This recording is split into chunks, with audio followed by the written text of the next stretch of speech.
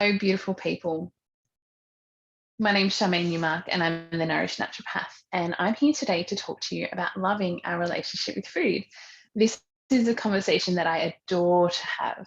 I have it many times over with myself through my own personal experience and also with many of my clients one on one as a naturopath. And it is a conversation that I just cannot get enough of having with generally feminine core beings, but please, if you're a masculine core being and in this space, it is still relevant. It's just I find that it's often the relationship with food is more so with our feminine core beings, and our relationships with other things generally apply to more masculine core beings. But please keep an open mind, irrespective of where you sit on that. So I'm going to talk you through the relationship with food and our relationship with life, because they are so intertwined. My perspective of our relationship with food is pretty much how we are eating and nourishing and fueling our body is a representation of how we're honoring and respecting our body and the life that we're choosing. And I feel this way because it is source. Food is source. So just like if you were a devoted Christian and you would go to church and you would honor and you would dress up in your Sunday best and you would honor God and you would learn about the Bible and you would learn all of these things of your religion because God created us. Food creates us. Everything that we eat is creating this physical vessel that we live in. So are we choosing to honor and revere this beautiful vessel that we live in? Or are we choosing to trash it and sabotage it and starve it and flog it? Which one are we choosing? And if we're wishing to have a beautiful, ritualistic relationship with the life that we have an opportunity to connect to the divine source every time we put something in our mouth. Every time we have a sip of water or a sip of tea or a bite to eat or a snack or sit down and have a meal is an opportunity for us to connect to life force, to give thanks to this thing that we are bringing into our bodies to keep us living. Because every time we eat, we're choosing to continue this physical existence. If we don't eat, we can't continue that physical existence for too long. So it is a deeply layered relationship, just like any relationship, whether it's intimacy, whether it's with your children, whether it's with your family members, there's stuff, right? There's stuff under the trunk that no one wants to look at. There's white elephants in the room. It is the same for our relationship with food. And it is one of the reasons why we continue often this roller coaster of eating really well, eating really poorly, binge eating, eating really well, eating really poorly. We can't stick to things. We can't change things. Majority of clients that I've worked with, and I've worked with hundreds and hundreds of women and men as well, it is, I know what to do, but I just can't do it. And I was the same for a really long time in my life until I got so sick of being where I was at.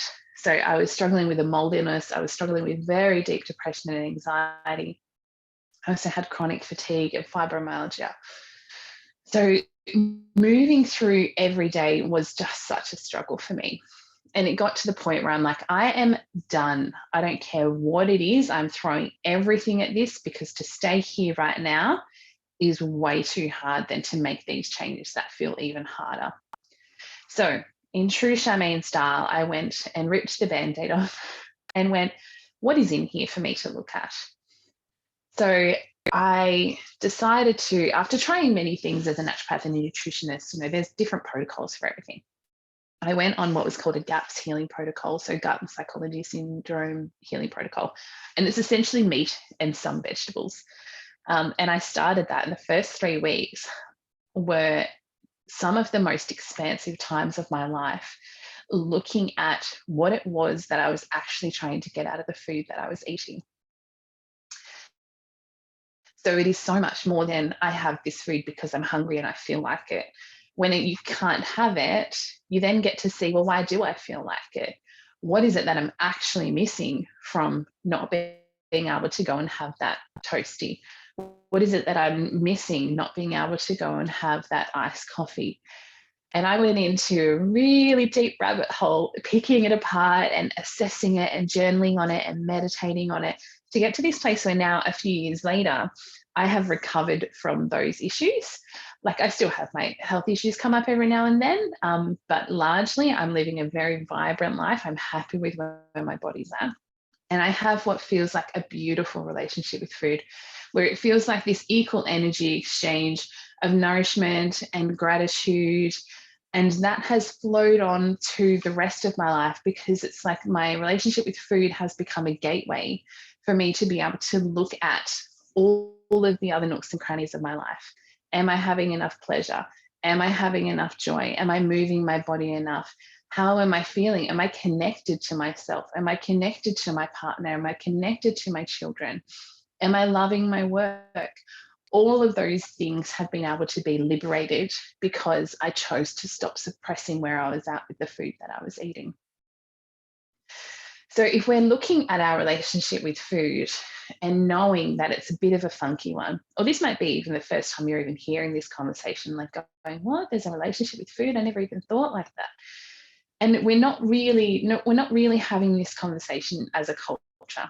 So please be really kind to yourself if this is a new topic for you, because it's not something that I have been taught. It's not something that, was in my studies. It is something that I have moved through my own personal experience and had my own, I have a lot of visual downloads that come through, and reading things on like spiritual hunger and feminine hunger have been able to develop this wisdom in my body that feels really embodied, that now I can share with people. So be kind to yourself as you move through this workshop. So if you are looking at your behaviors and your patterns and your relationship with food currently and going, it actually feels really hard. If it feels really hard to go on a diet, restrict a certain food, eat enough food, not eat too much food, if eating feels bingy or compulsive, and it feels like something you have no control over, it's likely that this is something you might benefit a lot from learning about. The first step at looking at this relationship is acknowledging where you're at. So for example, if you are in relationship with a partner and it feels funky and it's not really great, you could just ignore it and push it over into the corner. Or you could go, all right, where are we? What's working? What's not working? What do I wish it was instead? So you've got to start with that acknowledgement piece. So for me, a recent experience has been, I've just had my third baby. So Hugo is 3 months old and we've just come out of a very long lockdown. So without having my needs met through my normal community and my massages and my float therapy and going to get my nails done and all of those things that you love to do when you're feeling pregnant and you're in newborn land, I outsourced it completely to sugar. So I was always wanting something sweet. And it wasn't until I went, oh, this is really getting a bit out of control and I'm not a sweet tooth. I went, okay, let's look at what's working here and what's not working here. What I am doing is acknowledging the fact that every time I'm feeling disconnected to myself and I'm needing some source of rejuvenation, I'm going to the fridge, I'm opening it up and I'm looking at it going, what is it that I need? And the first thing I can think of is sugar. I have that sugar, it comes into my body. I'm like, oh, okay, we're good. I feel okay now. Yes, we're right. And off I go until the next wave comes. I get tired or depleted or I'm feeling disconnected. Back to the fridge you go. If you're ever opening up the fridge and looking in it, this is a really good example of when you're using food as a form of soothing. You open up the fridge and have a look and go, I know I'm hungry, I think, but there's just nothing here that I feel like. I wonder how many people can relate to that. I don't think I feel like that. It's largely not the food we actually feel like. There is largely something else under there that we're programmed and looking at this food item to sort out, to fix for us, to medicate for us. For many of us, the food that we eat and the way that we eat food is a form of self-soothing. And this gets a really bad rap in our world. Emotional eating. It's got such a bad language around it. And oh my God, heaven forbid if you're an emotional eater, like that just should not happen. But when you look at it, when you kind of stand back from look at it from a different perspective, I'll use children as an example. When a child is upset, how often does food become the thing that settles and soothes that child? I know when my son's upset, I'll pick him up. I know when he's hungry, obviously, but if I'm not sure what's going on, I'll pick him up, I'll chat to him, we might change his nappy, we might do those things. If that's not going to work, I'm going to give him a feed and he's going to be really happy and really satisfied from that. So from the moment we are conceived, we are constantly being fed. So when we're in utero, we have a continuous food source. There is no lack. When we come out of utero and we're born, we're fed every hour, every 2 hours. We're fed for comfort, we're fed for nurturing, we're fed to go to sleep, we're fed because we're hungry, we're fed because we're thirsty. But all of a sudden, fast forward to adults, and that's not okay anymore, which is a very confusing thing. So I have very little label on emotional eating. And I look at it instead and go, well, of course we're emotional eating because it's been programmed from the moment we were conceived.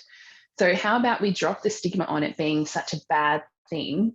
And, you know, as women, we're just emotional eaters and that's something we need to get a handle on. And instead look at it and go, well, is it working for us or not?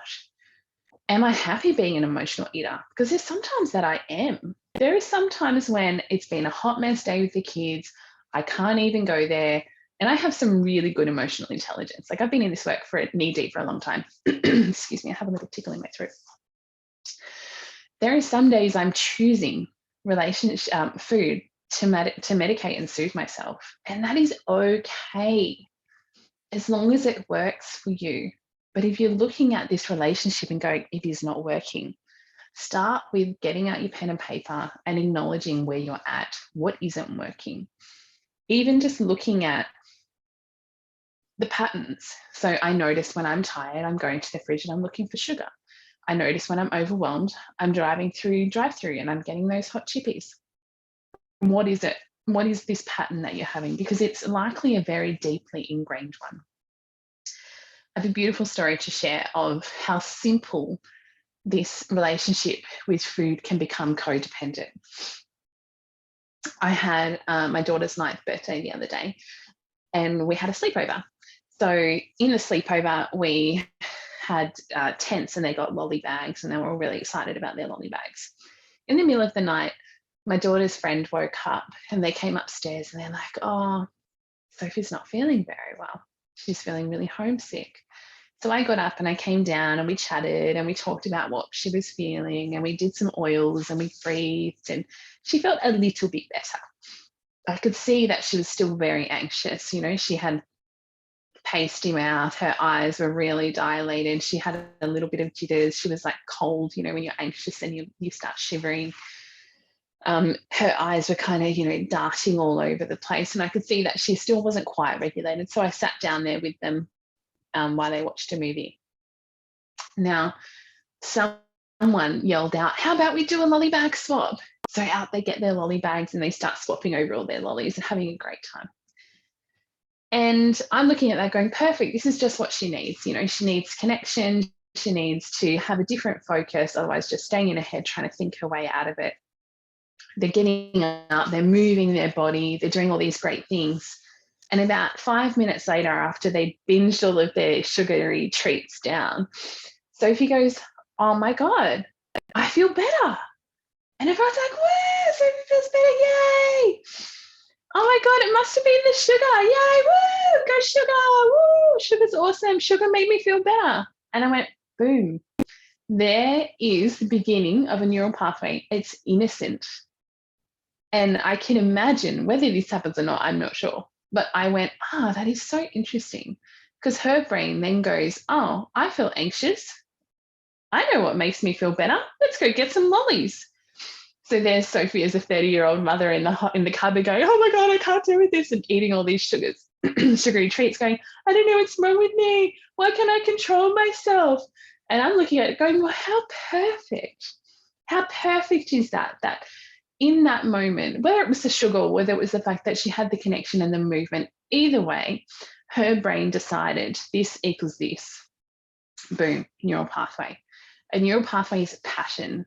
So, you know, those things that you do habitually and you just don't know how to change them, they're just simply a pattern in your brain.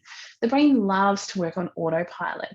So as soon as it goes, oh, we do this. Okay, cool, brain, this is what we do now. Next time that comes up, you don't even need to think about it because you've got the neural pathway there. The brain will just go, oh yeah, she's anxious, go get her some sugar. And you'll be automatically going to the cupboard to get sugar. There begins a, what do you call it? Like, is it a codependent relationship on sugar? Is it self-medicating? Whichever it is, you will know how it works for you.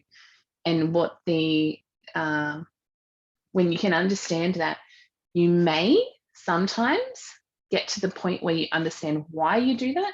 Sometimes you won't.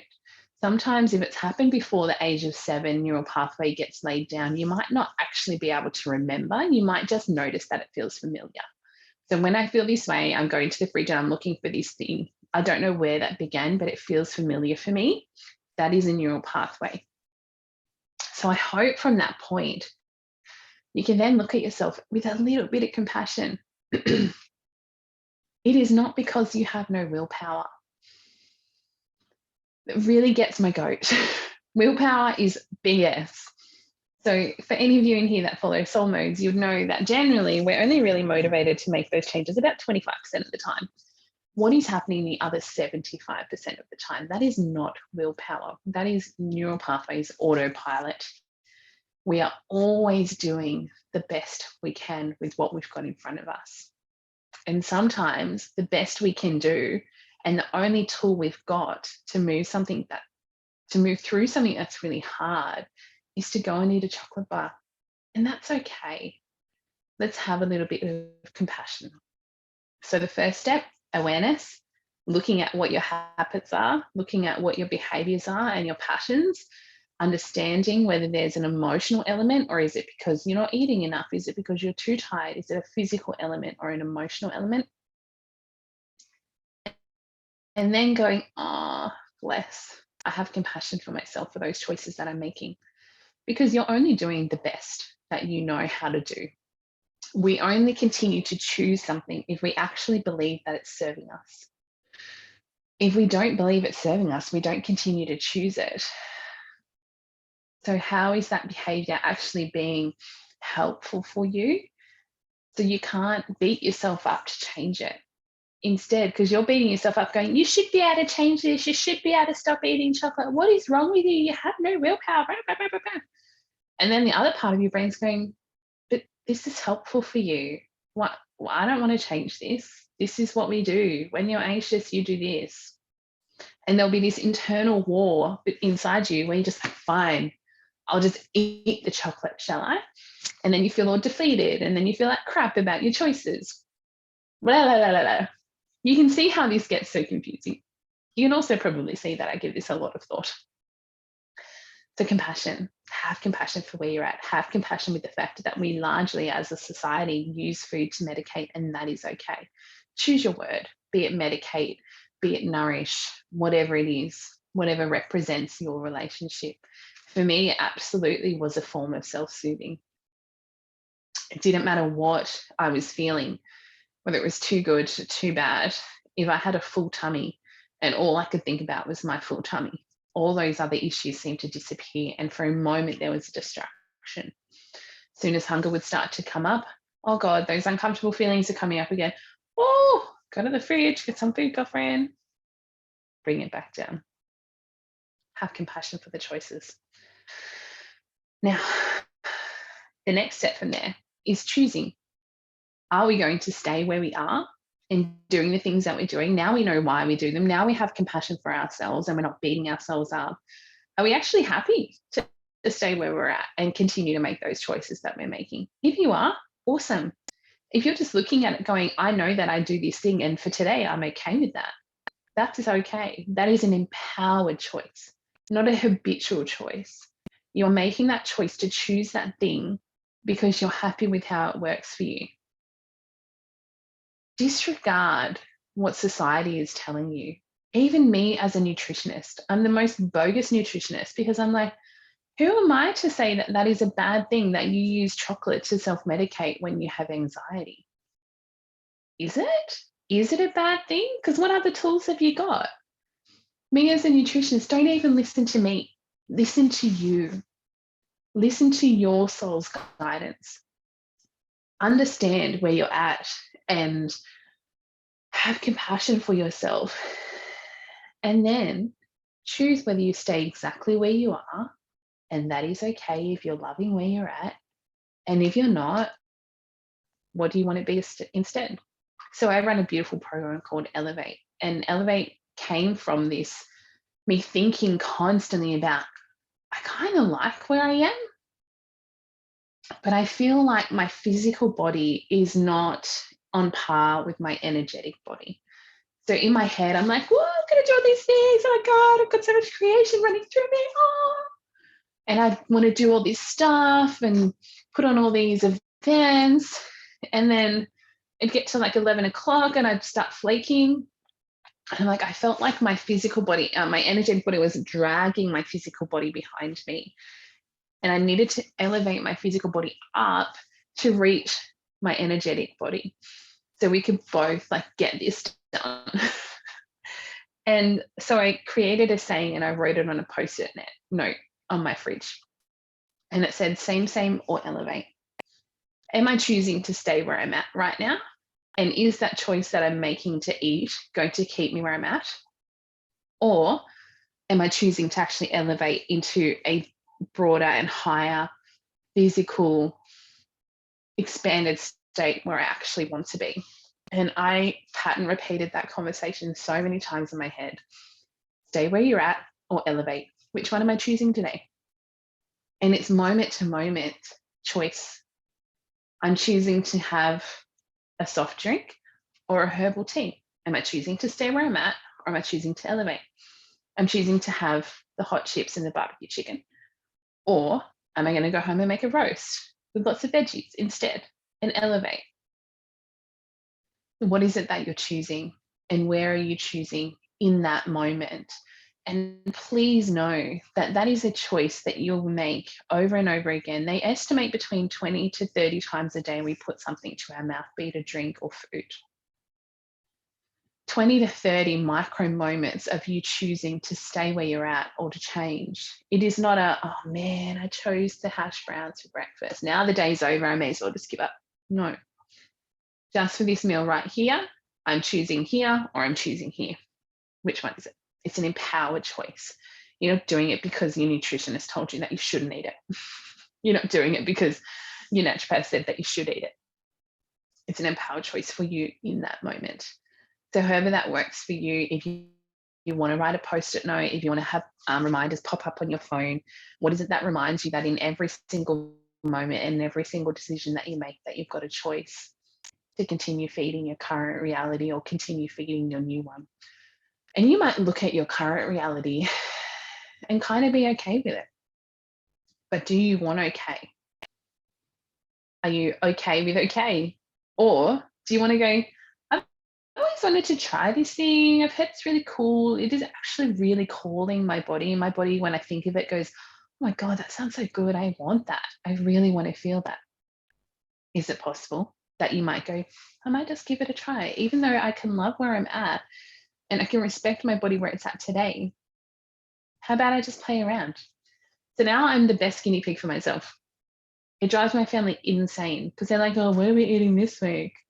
And I'll be like, oh, well, we're going to try this thing and this diet over here. And I learned about this new protocol over here. And like, we're just going to try this because I want to feel it all. I want to walk in the shoes of my clients. I want to be able to say, hands down, I know this is hard. It does get easier because I've tried it. So I'm constantly guinea pigging all these different things. And I love it. So be the experimenter. Your body will either elevate and sing or it will deplete and crash. So for me, if I was to go and get For example, one thing that really depletes my energy is hot chips. And I love hot chips, but I know it crashes my body down way too hard. So I make a conscious choice. I have found in the past that when I'm feeling too good and I'm feeling too expansive, and my body's like, oh my God, this is so hard. I don't know what to do with all this energy in my body. I'll be driving to that chip shop because I need to bring it back down because it feels too much. It feels too big. So it's not just bad emotions that you might use to suppress, use food to suppress. It can also be really good ones. The same with apple. Anyway, let me jump onto emotional cravings and physical cravings, because this can be really important when looking at our relationship with food as well.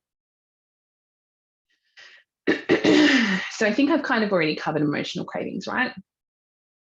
Understanding what foods pacify what emotions, what behaviors there are in terms of this emotion and this type of food and that relationship.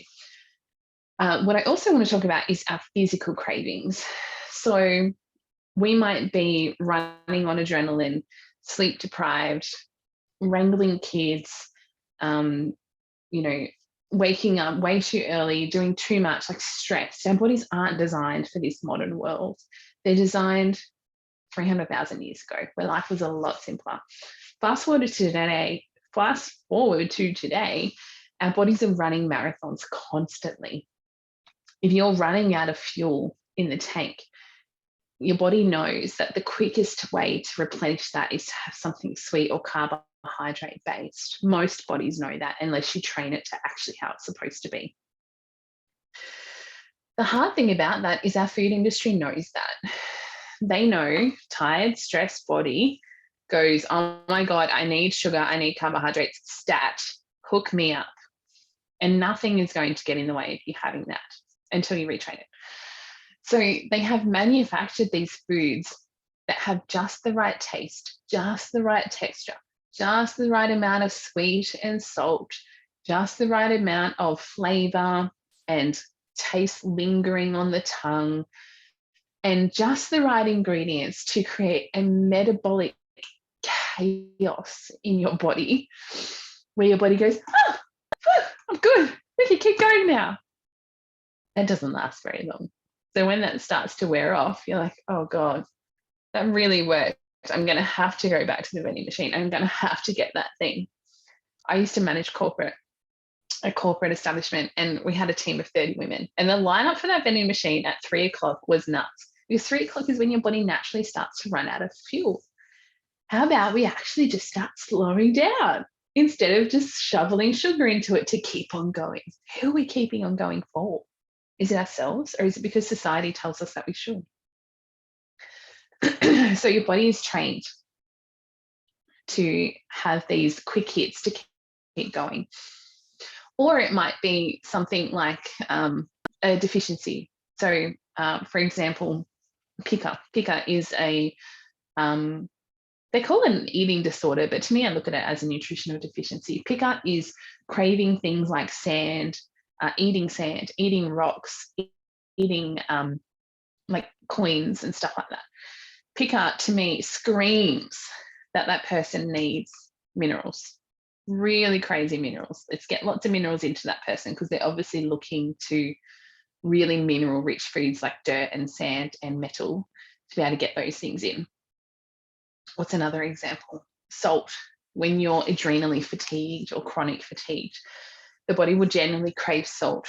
So you'll be doing the KFC runs, you'll be going through the hot chips, you'll be looking for the saltier the better, because you actually are needing those minerals to nourish your adrenals. My mum swears to God that when she starts to get like a bug or something like that, she starts craving carrots. She's like, I just need a plate of carrots. I don't know why. I'm like, oh, well, maybe you need some vitamin C and some vitamin A. Beautiful. The body does know. It's just gotten a little bit confused because the food industry has removed our true food sources, plants, fruits, legumes, nuts, seeds, meat, eggs, dairy, and has replaced it with food, frankenfoods, food-like products. So the body's a little bit confused. But a lot of the time I can kind of understand what deficiencies you might have if and what food cravings you might have and what that could mean from a physical level that your body is may be deficient in. So after having my baby, I was like, God damn it, I need a steak. Like I need red meat, lentils, eggs, spinach, give me all the things. I just knew that's what I needed. I had another example, but it might come to me. So it could be because you have a deficiency. It also could be, cravings could relate to what's happening in your gut. So we have like trillions of bacteria living on and in our stomach. And a lot of the time they're driving our cravings. So things like candida is an overgrowth of a yeast. And their sugar cravings, when you have a candida overgrowth, candida send messages to the brain to feed it sugar. So your sugar cravings are so intense that you can't willpower yourself out of it. You will have that sugar. You have the sugar, you feel almost a little bit drunk, and then you about half an hour later start to feel almost a little bit hungover. That's a very typical candida picture. And I'll give you a good example as well of how what's living in our gut is driving our cravings. So I once got a box of carrots from the organic farmer. They're like, yeah, we've got these excess, take them with you. So I made up a massive carrot juice. Like I had 2-litre ones. I had these other jars over here. Like I had carrot juice for like 3 or 4 days. And I loved it, like carrot, ginger, yum, so good for you. And then I'm not a massive carrot fan, right? Like I'll eat it if it's there, but I never crave carrots. And there was one day I woke up in the morning and went, oh man, I could smash some carrot right now. And I laughed at myself because I know my nutritionist brain's like, of course you could smash some carrot, because I have fed for 3 to 4 days the carrot loving species in my gut. And they're now telling my brain that that's what they want. I was like, this is such a great example of how what's living in our gut can affect our cravings. My son, when he was 18 months old, he used to eat really well. He used to eat anything I'd put down in front of him, except for pumpkin. That always got thrown at the wall. And then at 18 months, he got a stomach bug. And he has never been the same since. And he's 4. I have been trying since 18 months till 4 to get that kid to eat a little bit more variety than just hot chips and sausages. But because the stomach bug went in and just annihilated everything, even though I've been attempting to manipulate it that whole time, what's living in there is largely what's driving our cravings. So you've got emotional cravings, you've got physical cravings, and then you've got cravings from what's living within your stomach. So I hope you can have a little bit more compassion for the choices that you make. It is so much bigger than just willpower. And I think our diet industry has really levied on this conversation that if you make a woman feel bad enough that she doesn't have enough willpower, she'll probably sign up to your program. And it's like, it's just crazy, the culture that's been birthed from that. The disconnect that we have from food, that we would prefer to eat something in a packet because it's low calories than to go out and eat fruit, for example. It's gotten very miscued. So please spread this conversation far and wide. Relationship with food is a really beautiful one to look at. So we've spoken about awareness for where you're at, compassion for the choices that you make because they serve you. Choice, are you going to stay where you're at or are you going to elevate? You choose that every single time you have something come to your mouth. The next step after there is intentions. What would you actually like it to look like? Do you want to stay where you're at? Or going back to the sugar example, when I went, oh, this isn't really working for me. My body doesn't love a lot of sugar long term. I can see that I'm becoming dependent on this thing coming into my body to rejuvenate me, and that's not where I want to go. Well, what do I want it to be instead? If I'm tired and I've had a big night with the baby and I haven't eaten properly, I would really prefer to call up a girlfriend and be like, hey, what have you got in the freezer for me? Yes, I have those girlfriends. I'm very lucky. Or Uber eat something from the local Whole Foods organic vegan place that I love, instead of just going to the hash browns and the potato gems. I want to change that and go, actually, what my body's needing is nourishment, because it's doing a lot right now. And I don't want the quick hit, like feel good for 10 seconds nourishment. I want the deep replenishment of the fact that my body's just birthed a human being. And I want actually things that are going to restore and nourish me through this chapter in my life. So let's take that stuff out of the house, because that's not what I want to do anymore. I need to remove those things out of the house because I need to retrain my brain, instead of just going, oh my God, I just ate a donut and I didn't even realize, because that's what will happen when you're in autopilot. So take the things out of your house, because it's going to help you retrain your brain to go, oh, that's right, I'm not eating that because I feel this way. I'm actually going to go and do this. Let's go cook this. What do you want it to look like? If you're eating chocolate because it feeds your feminine starvation, and really what you're craving is connection to a tribe of women, yes, that happens a lot. Go and find your tribe. Go and find those people that replenish your soul. Those people that you come home from meeting up with them, you're like, oh man, I feel so much better. Notice how often you feel like that after you've just had that food that actually you're outsourcing, because what you actually want is the connection to source, true source.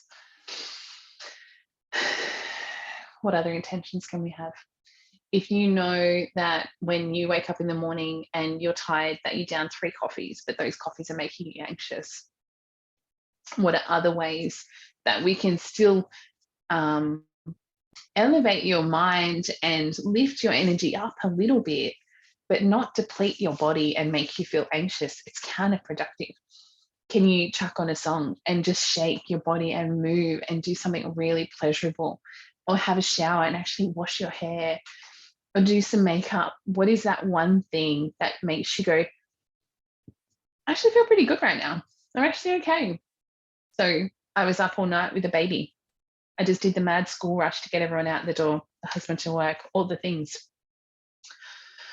Okay, I'm going to go and record this workshop, even though my head's like, what do I need? I need music. I need some Nag Champa. I need my crystal bottle. I need to go and have a shower and actually put something on that feels true to me, that actually feels good for me. I could have just downed 5 coffees or had some energizing herbs, but I know that's not what I need. I'm way more powerful than that, and so are you. So awareness, compassion, choice, and intention. How do you want this to look? Please don't forget that step. And when you know what it is and how you want it to look, daydream about it, write about it, journal about it, talk to everyone you know about it, because that is going to retrain the brain. The brain doesn't know the difference from reality and daydreaming. It really doesn't. So you can daydream yourself to new patterns. You just need to know what it is. So then when you go into that fridge and you're seeing the old pattern, you can then go, oh, that's right, the new pattern does this. Close the fridge. I'm going to do this, if you choose to. It's an empowered choice. So I hope that has given you some food for thought.